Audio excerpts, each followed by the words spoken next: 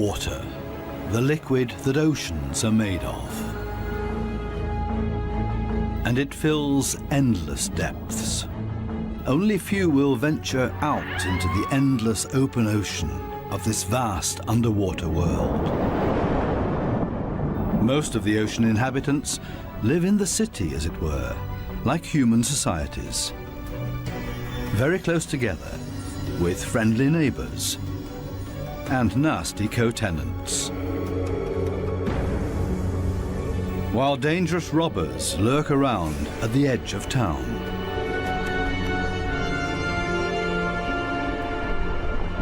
To assert yourself here, you have to be equipped with all kinds of tricks and clever strategies, or lie and cheat.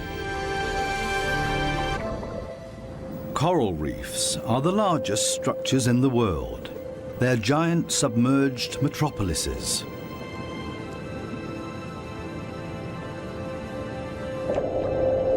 Millions of different inhabitants live in these cities. A universe with coral palaces and soaring towers.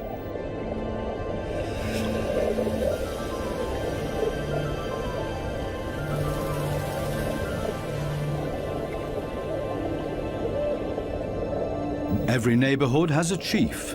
The entire street belongs to this guy. No trespassing, okay? A typical large city with all the noise and ruckus.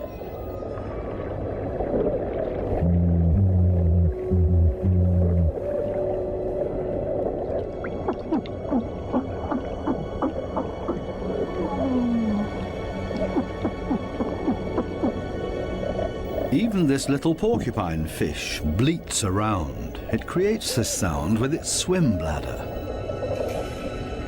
Two small harlequin shrimps are nibbling on this blue sea star.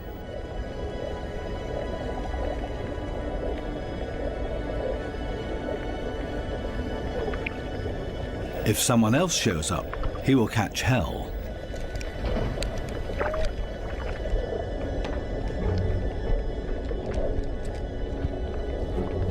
Another harlequin shrimp busy pulling a bite out of a sea star.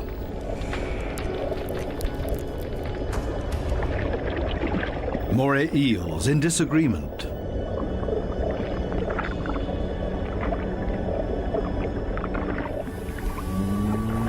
A scorpion fish shuffles across the ocean floor.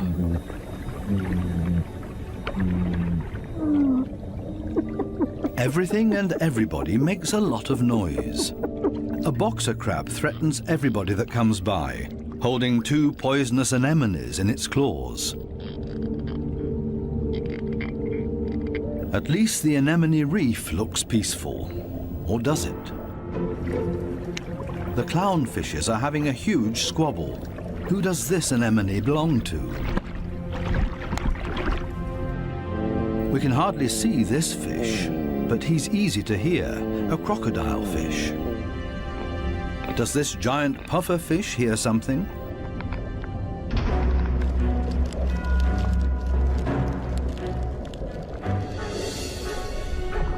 It's a ray that's getting away. A dispute amongst the members of the cichlid family. Who is stronger, and especially who is louder?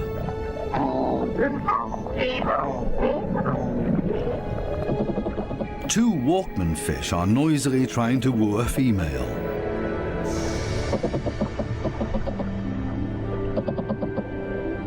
Big city noise everywhere, especially when a large structure is being torn down. Everybody lives in their own way in this noisy metropolis. Some hover above it all, but others are more down to earth and literally live in the coral sand. These goat fishes, for example, they plow through the ocean floor and catch smaller animals between their teeth. They use their barbels like a dowser. With them, they can detect even the weakest electric fields that point them towards small prey.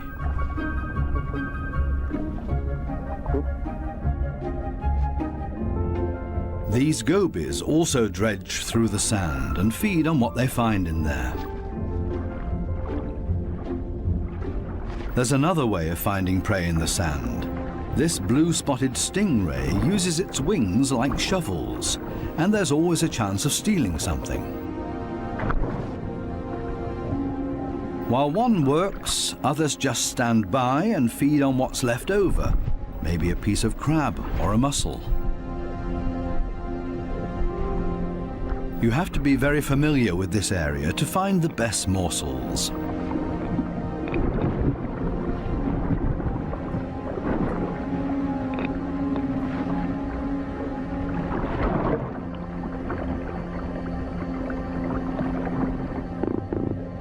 This triggerfish uses a strong stream of water. The fish blows away the sand to unearth whatever is hidden inside it. Others are quick to steal whatever they can.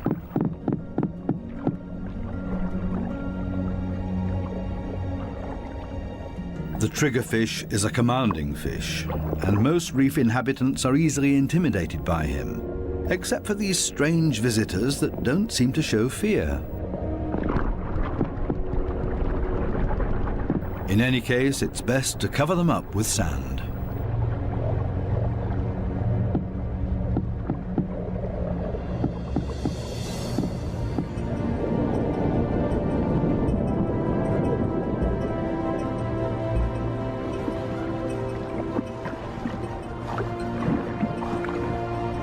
It's not easy for a small fish in a big city. There's always somebody with bad intentions.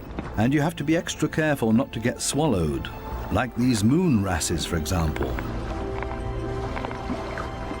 So it's always safer for the smallest among the reef inhabitants to show up in schools.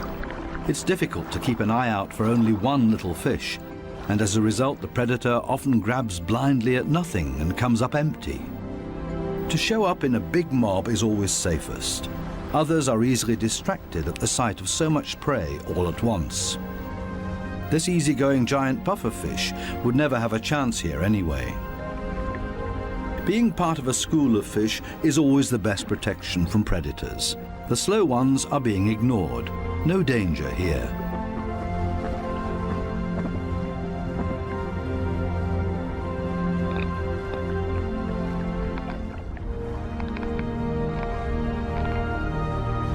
The school distributes the danger. If there are 1,000 fishes, any of them can be the target, and 999 are going to be just fine.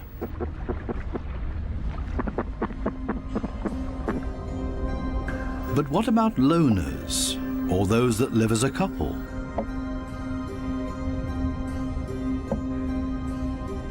Seahorses, for example, camouflage themselves to look like the coral branches they're holding on to.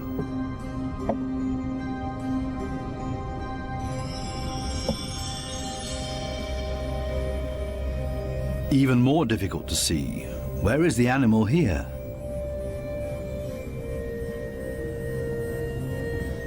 Only the eye betrays this trumpetfish's camouflage.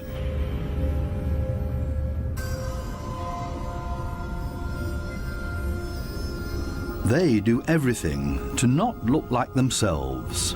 Ornate ghost pipefishes. They're inseparable, a couple. The female is already carrying eggs in her extended belly.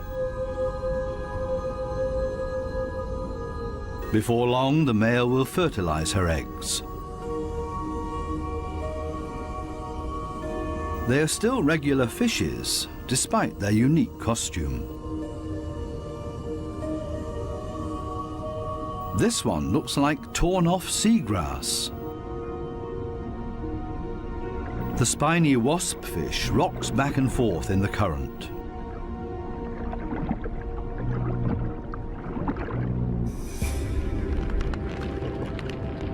Not a monster, but ingenious camouflage. A spider crab that's decorated its head with a sponge. This will deter any predator.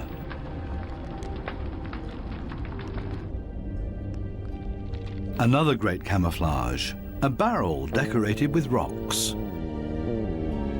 Only the movement of the gills betrays this stonefish.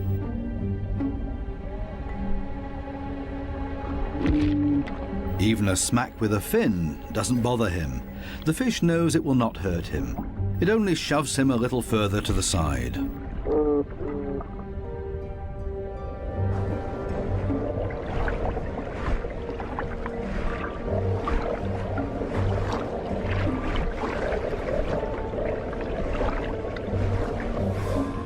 Similarly tough are its cousins, the scorpion fishes.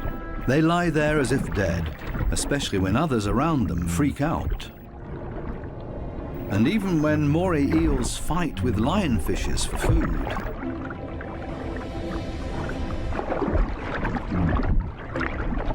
The scorpionfish lies in wait for its chance,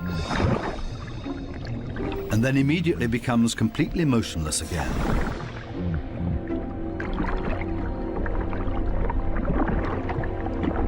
The only difference is that it raises its dorsal fins with the poisonous barbs inside, is completely still but now also armed.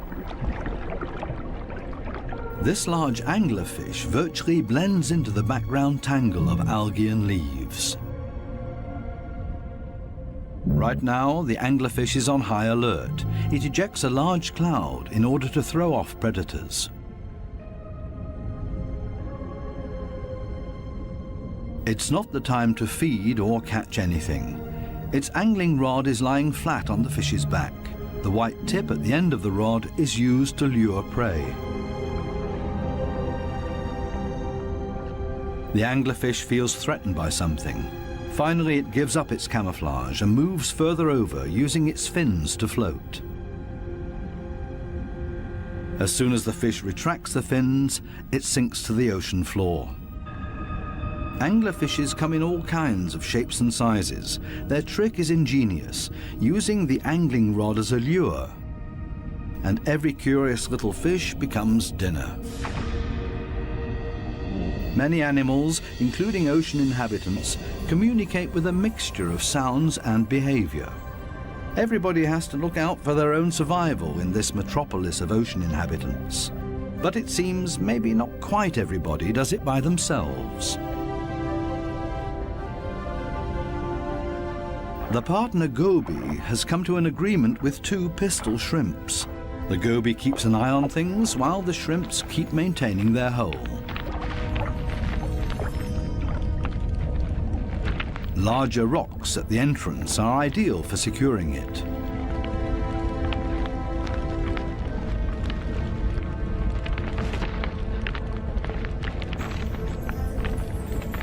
They're an experienced team.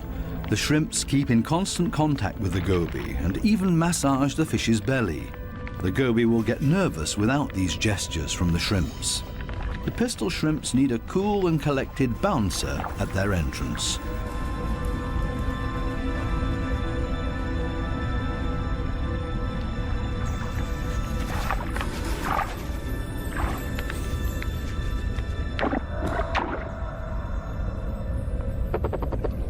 Teamwork. This is where the anemones settle with their poisonous tentacles. Whoever gets caught by those will pay for it dearly or lose their life.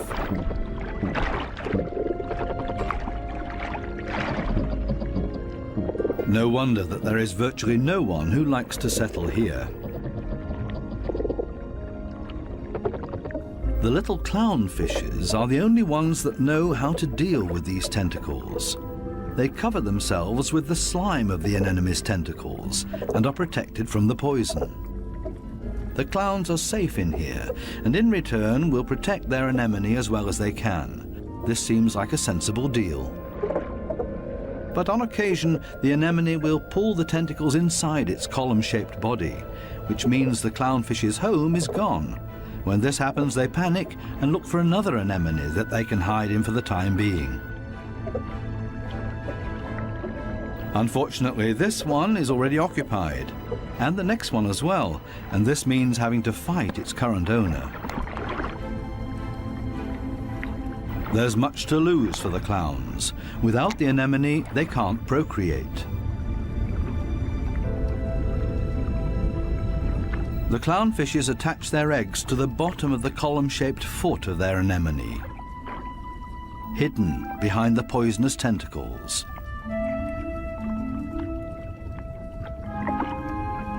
Both male and female tend to the eggs. They fan fresh water on them. The eyes of the babies are already clearly visible. The clowns are very protective of their eggs.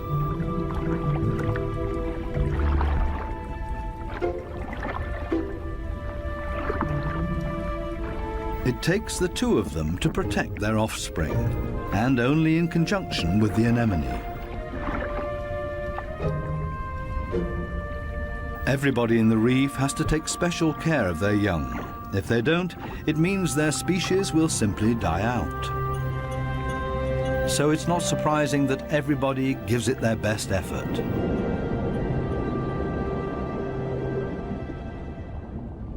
This triggerfish has hidden its offspring in a small hollow in the sandy ocean floor. And this means having to constantly protect this open egg site. On occasion, they blow and fan the eggs, but mostly they keep an eye out for predators. This means grave danger. One of the sea urchins is wandering straight towards the nest. The eggs have to be protected at all cost, but how? The triggerfish seems to consider the alternatives.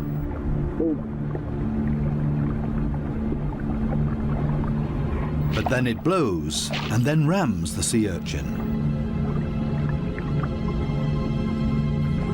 Again and again until it breaks, the sea urchin's guts spill out into the open. A few more hits for good measure. The danger has been averted. Everything else is easy.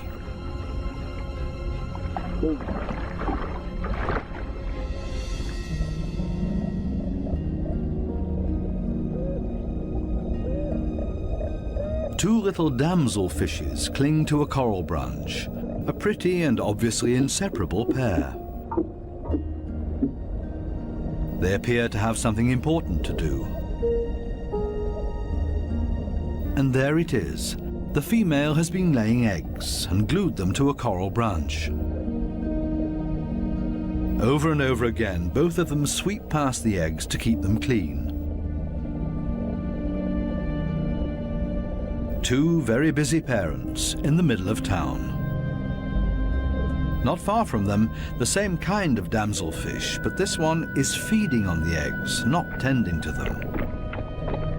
This damselfish's priorities have changed. Its partner is gone, and it's impossible to bring the eggs through by itself. So it feeds on its own eggs to at least recycle the nutrients.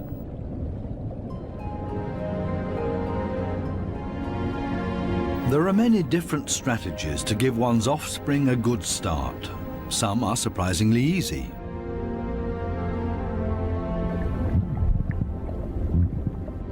The mass mating of the black sea breams. The males are so generous with their sperm that often a cloud of it will engulf the entire wedding party.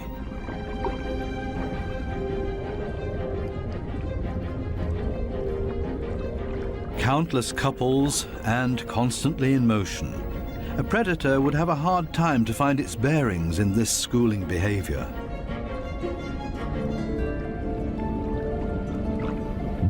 The fish's instincts cause them to mass mate in order to ensure the survival of their species.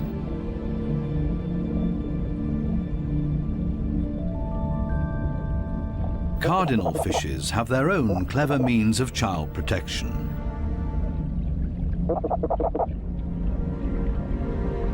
It's not time yet.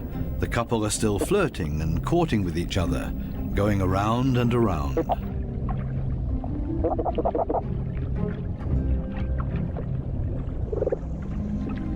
We'll leave them to it and take a detour to a couple not quite as gentle with each other. Monkfishes live in groups, and their nests are very close to one another.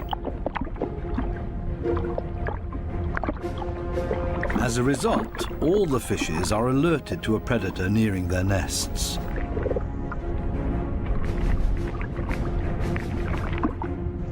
Hermit crabs love to feast on the eggs of the monkfishes, so the protective parents are all getting nervous.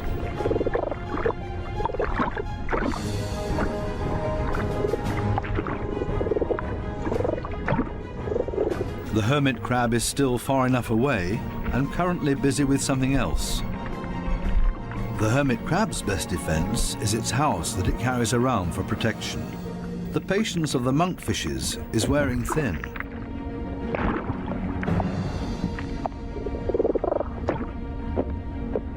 Now everyone attacks in order to bowl the crab away from their nests.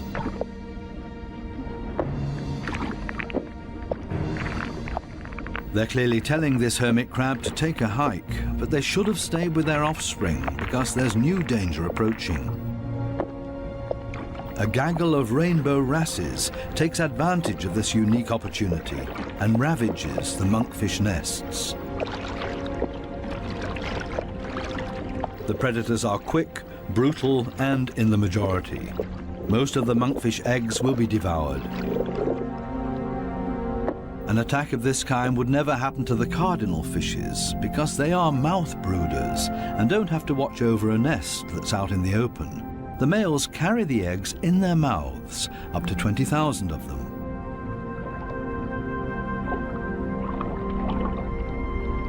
A mobile nursery.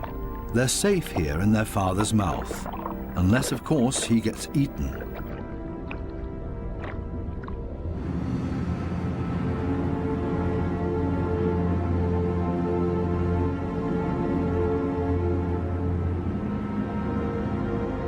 During the night, when it's dark, the danger is greatest. These underwater cities have a very active nightlife with special attractions. Basket starfishes come out and sit in the current. It's a night-active type of brittle star. With their arms full of tiny little hooks, they filter plankton out of the water to feed.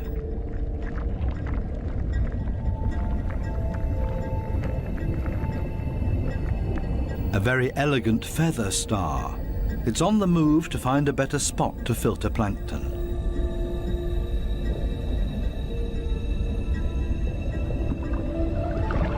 This Spanish dancer is even more graceful and elegant than the brittle stars. It's a type of nudibranch.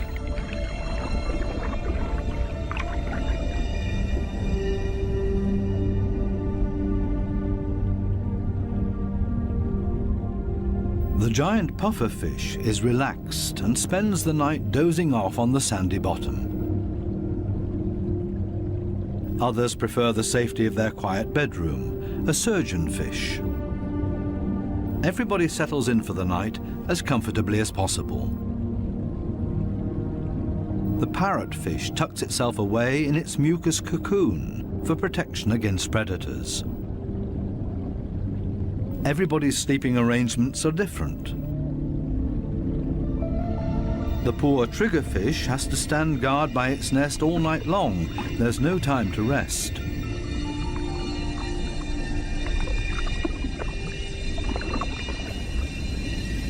Some of the predators are quite soft-footed. A cone snail has spotted a small fish.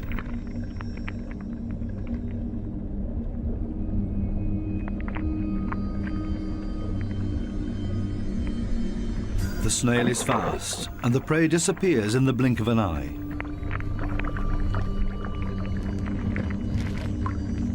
The night is still young, and still full of danger and terror. These lionfishes pose danger to the cardinal fishes.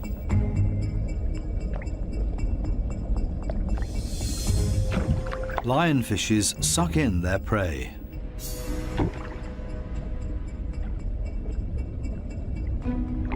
Even if they choke on it.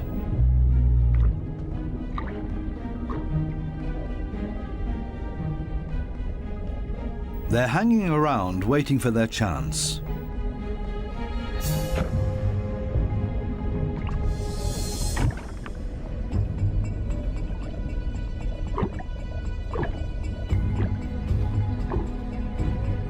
This poor cardinal is sideways in the lionfish's mouth, eggs and all.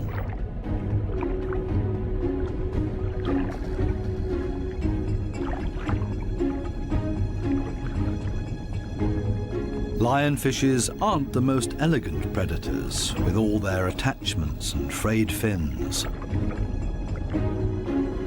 But this is all part of their camouflage. They're harder to see and blend into the background. Outside the reef, the lionfishes hunt as a school. They drive their prey towards one another with their fanned-out fins.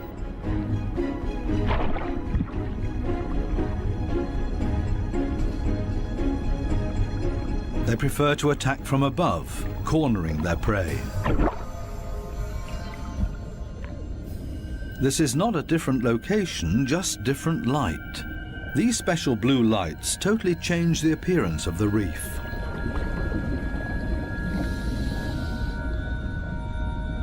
Now we can see that the coral polyps are bright red, and they clearly stand out from their environment.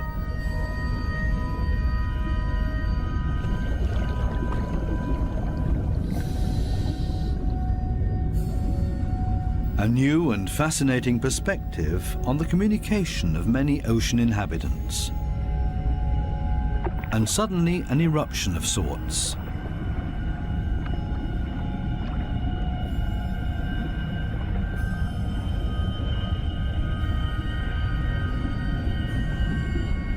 It looks like smoke, but in reality it's a type of reproduction. A carpet anemone is ejecting its sperm.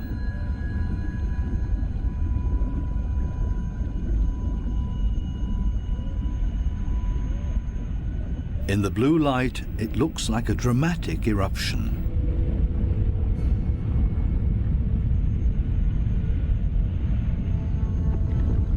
A hermit crab as a magic lantern.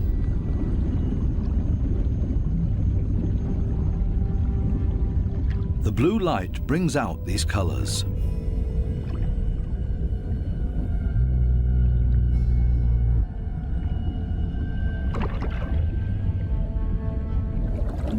An entire group of lionfishes on a food foray.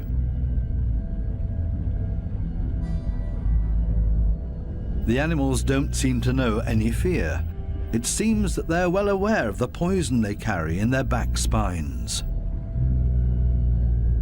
They even use the light of our dive torches to their advantage. There's no nightly rest to be had here.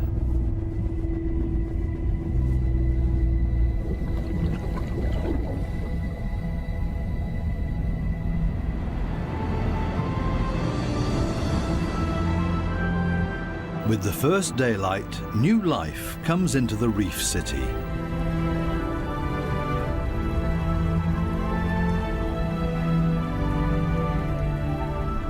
They all seem to start going again, ponderously with armored fins.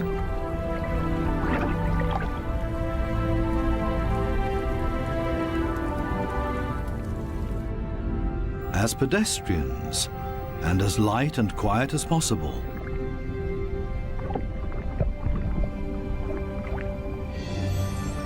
Mother and daughter, elegant and synchronous.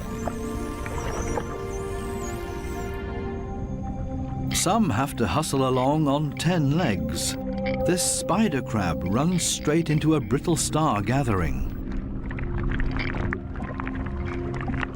A giant smash-up in the early morning.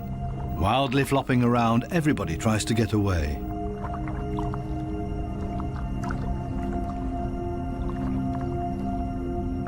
As in every city, there are also shopping opportunities here.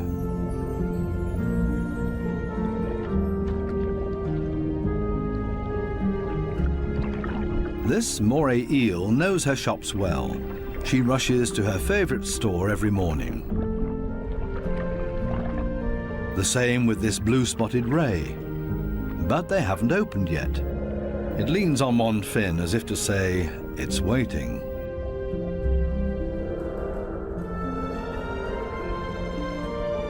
Similar problems in a branch further up. These sweet lips are also waiting to be tended to. Here they come, a little late this morning. The small cleaner wrasses are starting to open their shop and are hungry.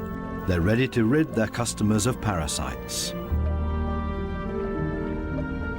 This ray is also being served. It likes to have its gills cleaned. This is a barter business. One side gets cleaned, the other fed. A very fair deal. Clownfishes seem to be excluded from this business because they can't leave their anemone. In their case, the cleaner fishes make house calls.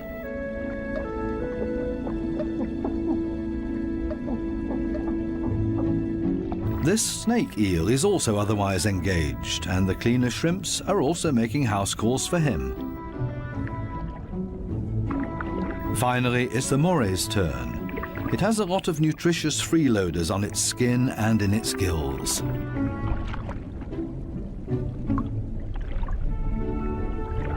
All of a sudden, the cleaners leave. Why?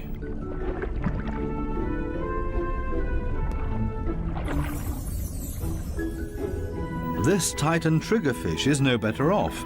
The treatment has stopped before he was finished. The cleaner fishes have new customers, clients that have never come to see them before, and they're now being preferred over old customers. The point is that these new clients will like the service here so much that they will come back again. The regular customers have to be patient and wait until the new clients are finished. Cleaner fishes operate solely according to economic rules. This guy has also come for the first time and quite enjoys their service.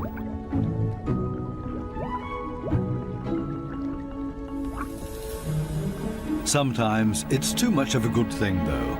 This small black-spotted puffer just wants to look around and is not asking for a cleaning at this time. It swims away quickly and clearly annoyed. It's time to go back to the regular customers before they get impatient and leave for good.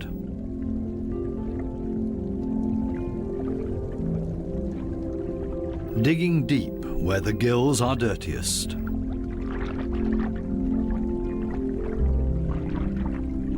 One last time through the mouth, and it's as good as new, and the teeth squeaky clean. Now this male moray can start looking for a suitable female. She is clearly not interested in male visitors. This next dugout also does not look encouraging.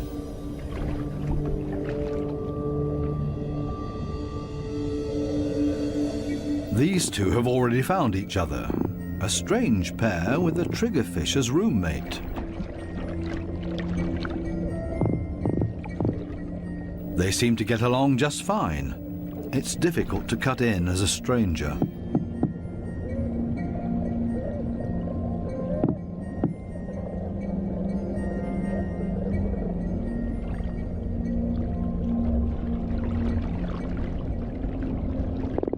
It would also be well advised to stay away from this giant triggerfish.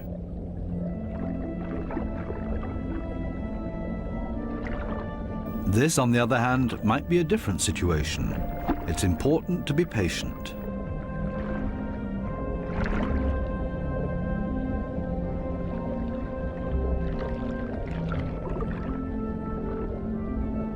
This female moray does not seem to be too reluctant. She's showing her teeth, which is not a sign of aggression, quite the opposite. She finally agrees to a date.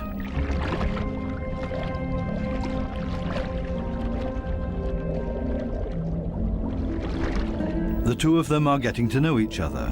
Moray eels are very gentle with their mates.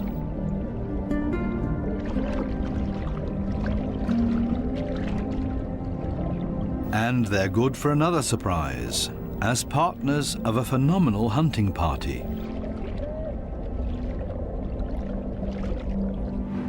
These types of hunting parties have to find each other first in this big city.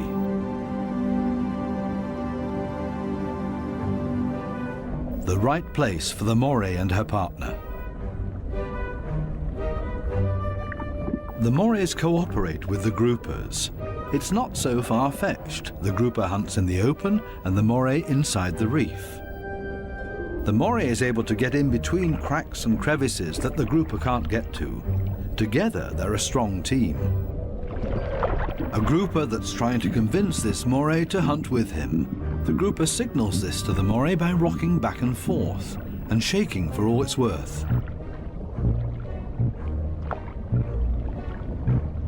All for nothing.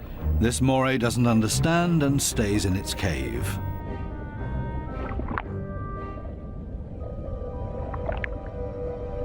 Next try. Maybe the moray will react this time and swim with him. Again, no luck.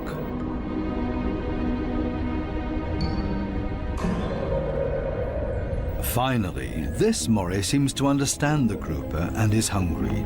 The grouper tilts its head and the moray accepts his invitation. Together they swim through the reef. The moray prefers to swim between the dark alleyways, and the grouper decides it's safer to stay on the main streets around the reef. This is not the right place. The grouper expected to find scared prey here. The moray takes a break and waits. It's not going to happen this way. Again, another invitation to go. They continue through the reef to another coral head. Also nothing for them here either. The moray is getting ambitious as well now and initiates a hunt on her own.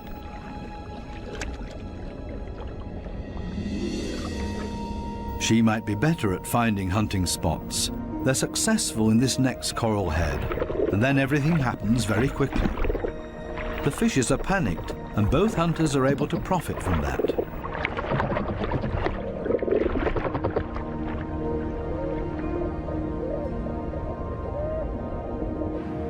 This coral city offers living space for millions. Many hideouts and crevices provide protection for everybody. My home is my castle.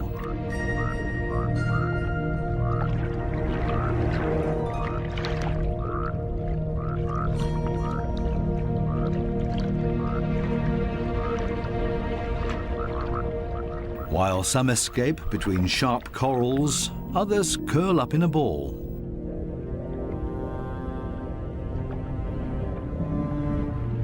Octopuses don't have bones and are therefore able to change shape.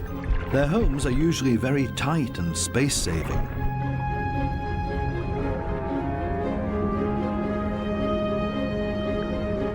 They like to live a bit further apart from their neighbors because they're not necessarily always friends with one another.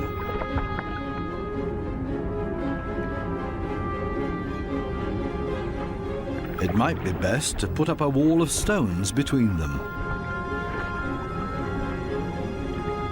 The ocean offers many hideouts, which is synonymous with survival for many ocean inhabitants.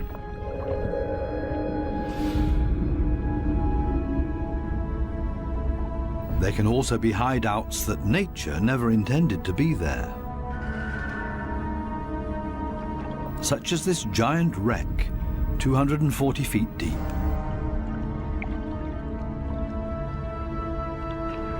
A research submarine on its way into the deep comes across a sunken freighter. It's an artificial world with countless nooks and crevices to offer protection and a home for many ocean inhabitants.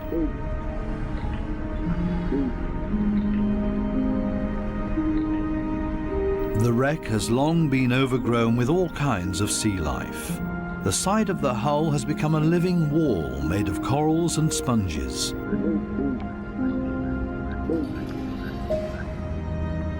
Sunfishes, with their odd form of movement, patrol this area. They're looking for jellyfish.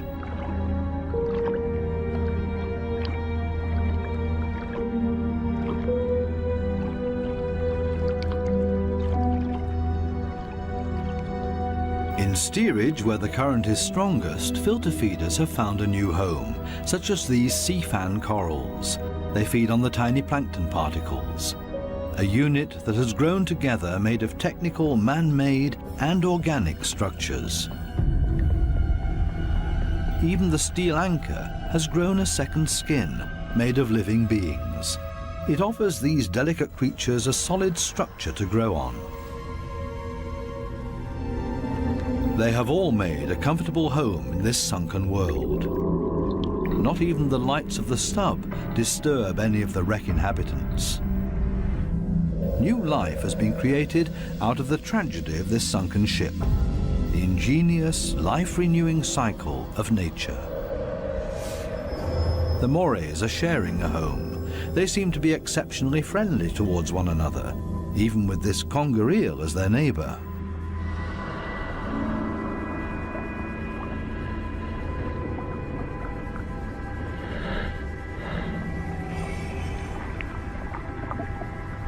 Even the octopus remains unharmed by the Morays.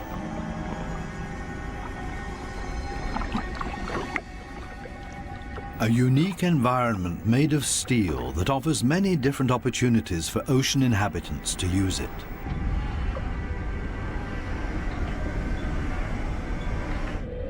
Even this fishing net offers a conger eel a place to hide. The original destination of the sub is located a bit deeper, a picturesque underwater city full of ancient amphora architecture. An antique merchant vessel sank here. Only the clay containers, once filled with Greek wine, are still visible. Now they offer homes and protection to many ocean inhabitants. Similar to the reef, hiding places are essential for staying alive down here. The amphorae have a very special shape. They taper towards the bottom, so they could be stored sitting upright in a layer of sand in the hull of the ship. The amphorae and their precious contents were safe during transport. Spiny lobsters welcome these types of caves. Conger eels also feel safe in this mess of amphorae and shards of clay, as if it was made for them and their slender, long bodies.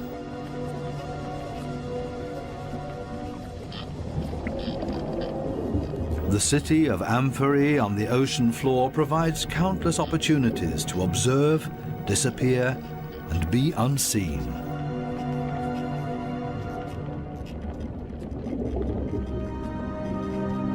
Maybe that's why this city seems to be very calm and orderly, even when the conger eel swims above everybody's abode. Nobody panics because they only have to withdraw slowly into their homes and are safe. The same goes for this forkbeard.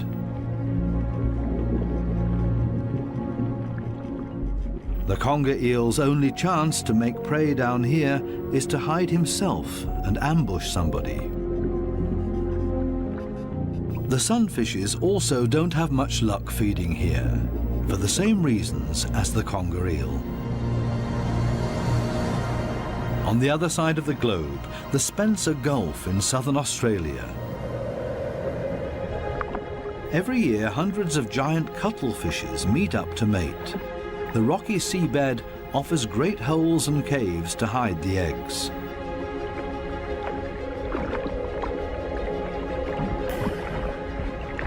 The females are smaller than the males and seem to be a bit shy, keeping their arms tucked tightly together.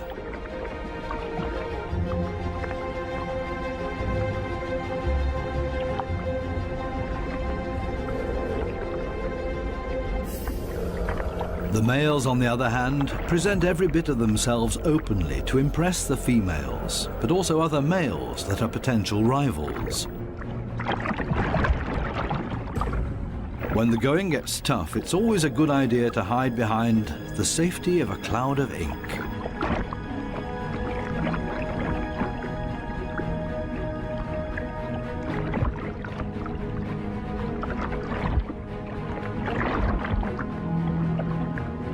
Without much success.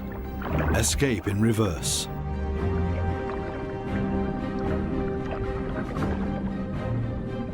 Only the strongest of them have a chance with the females.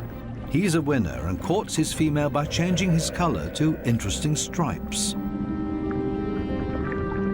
She has agreed to mate with him, and they hug tightly. He deposits his sperm package into her mantle opening. Immediately afterwards, she withdraws into one of the caves on the ocean floor in order to avoid courtship from other males, a clear signal. The male is protecting his female from other rivals.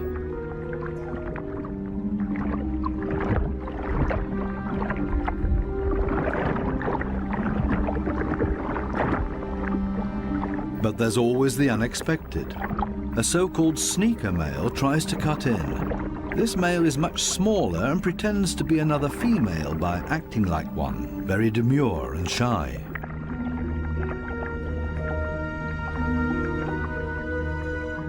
All seems to be fine in the den. He's busy chasing away other rivals from this new supposed female. Especially now that there are two females under his protection. It can't hurt.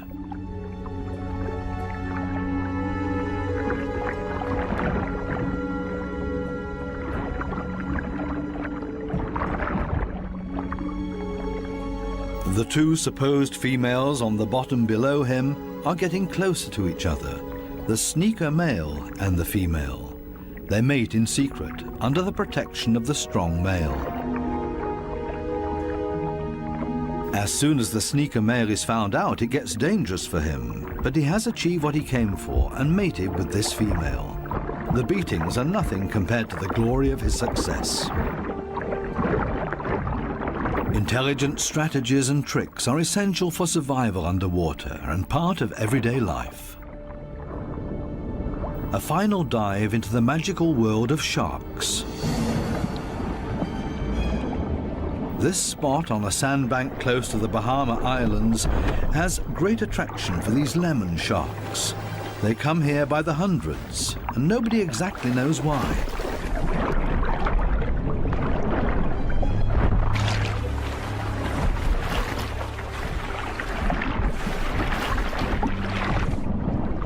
This sandy plateau in the middle of the open ocean is easy for scientists to get to.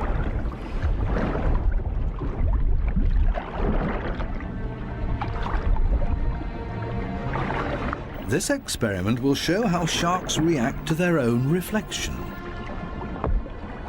The metal mirror stands upright on the seabed. The animals that swim towards it will see their own reflection coming closer. How will these lemon sharks react? Now the researchers have to have strong nerves. Things stay surprisingly calm. The foreign object is almost ignored, as if it had been there forever. The sharks either swim past it or underneath it.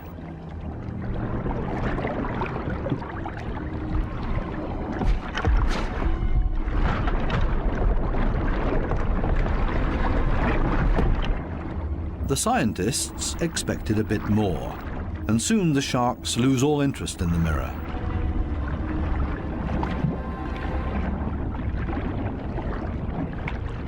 Some sharks even calmly drop to the seabed to rest.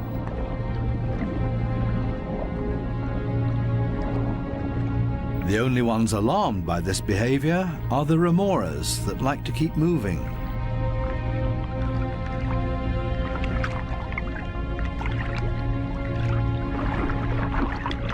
They let go of their shark and see if they can't hitch a ride with a more active individual. Shark hopping. This one isn't a good choice either, so they continue to yet another one.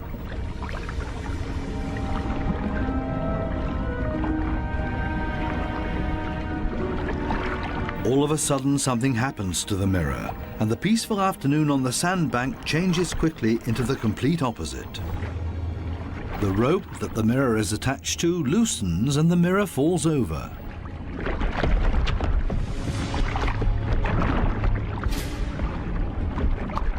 Suddenly, and seemingly out of nowhere, several sharks rush to the mirror and show great interest in it.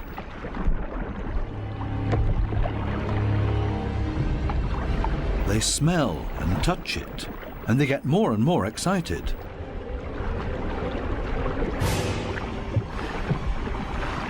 What happened all of a sudden?